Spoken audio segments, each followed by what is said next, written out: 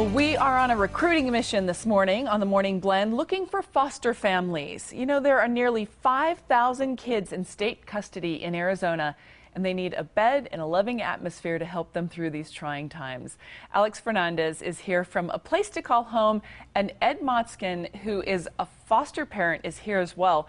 And you have to stand by and listen to Ed's story. You're an incredible man. I'm just saying.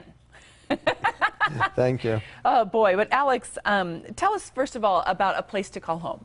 Sure. A Place to Call Home is a foster licensing agency. We've been around since 1998.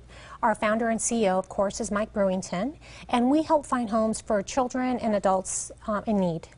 Right, and I mean, I cannot believe that staggering number, nearly 5,000 kids in the state. Yes, and those numbers keep going up, and you know, I was being asked about 2 weeks ago what is really the primary reason for kids coming into custody, and it's mainly drugs. A lot of these foster parents have been having an uphill battle with drugs and alcohol, and so their children get removed for neglect or some sort of abuse, and then they come into the foster care system, and that's where we come in, because we're trying to find a home for them and take them out of shelters, because a lot of them end up going to a shelter. And it's important. I mean, the shelter, the difference between being in a shelter and a private home is amazing for a child. Absolutely. I mean, tell us about that. Yeah, well, I'm not really familiar with what all the shelters look like here, but it's more of a temporary basis, and they're basically to capacity. So we would rather have kids in a home like your home or our home for folks that have gone through the whole foster licensing training, and then they can open up their homes and their doors, their beds, their family to these children and adults that really need someone to take care of them and are 100% committed to helping them find a better life. Well, Alex, you have brought what's probably your gold star foster parent today. Ed, tell us about how many kids you've fostered.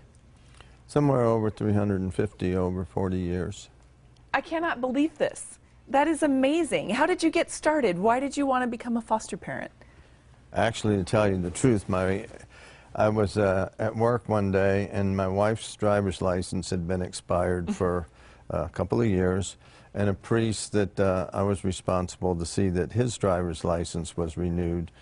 I took them both to lunch after they got their driver's license, and the priest asked my wife if she'd be willing to help the Catholic Community Services with an unusual amount of babies that had just come in that were being put up for adoption.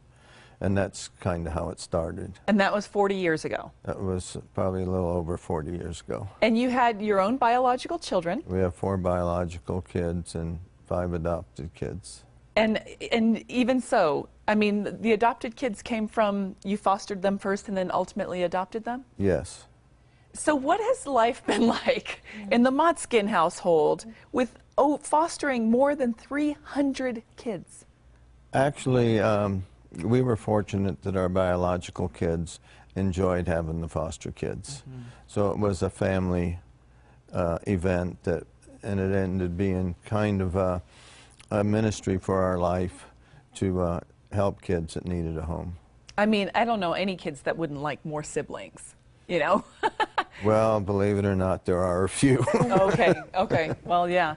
But that's beautiful. It wasn't the Brady Bunch, it was the Motzkin Bunch. Yes, we've had a bunch. And what are some of the challenges if someone is looking to foster? What kind of advice would you give? Well, first of all, they need to be dedicated to what they're doing. Because like Alex was saying, you know, kids that are in a foster home do much, much better than kids that are in group homes or in shelters. They learn a lot of bad behavior in shelters and group homes because they're in with a mix of children that come from all walks of life with all different kinds of problems. When a child gets into a foster home, hopefully that foster home is going to treat them like they would their biological kids and give them a good living environment that would foster, you know, them end up being good citizens. And would you say it was a financial struggle? Well, I can tell you in the last 10 years, the state has cut reimbursement to foster families as well as what they do for foster children. And this new, uproar that's going on with CPS right now is not in the best interest of kids. But, I mean, obviously you were able to overcome the financial struggles. Is it more rewarding to be able to see the kids flourish? It is rewarding. And that's, good foster parents can't focus on, what it's going to cost them or what reimbursement they're going to get. They need to focus on treating these kids like they're their biological kids. If they go on vacation, the foster kids should go on vacation.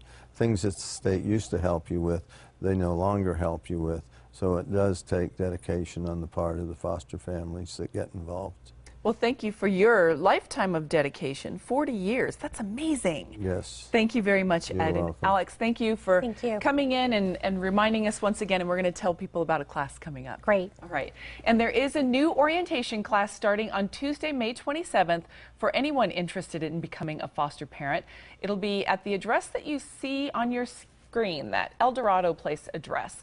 To learn more, call a place to call home at 318-9906 or go online. The website is tocallhome.com. Again, the phone number is 318-9906 and tocallhome.com.